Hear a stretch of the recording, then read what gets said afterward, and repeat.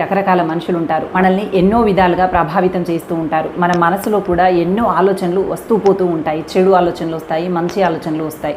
మన చుట్టూ చెడు మనుషులు ఉంటారు, మంచి మనుషులు ఉంటారు. అయితే ఇది ఎప్పటి వరకు ప్రమాదం కాదు అంటే, చెడు మనుషులతో అత్యధికంగా స్నేహం చేయనంత వరకు, అలాగే చెడు ఆలోచనలు మన మనసులో విపరీతమైనటువంటి ప్రభావానికి గురి చేయనంత వరకు అవి వస్తూ పోతూనే ఉంటాయి. వాటిని పెద్దగా లెక్కలోకి తీసుకోవాల్సినటువంటి అవసరం లేదు.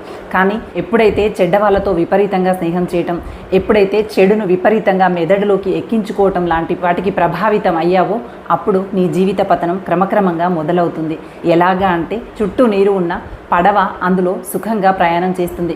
కానీ అదే నీరు పడవలోకి వచ్చిందంటే పడవ ఒక్క అడుగు కూడా ముందుకు వేయలేదు, అక్కడే నట్టేట మునిగిపోతుంది.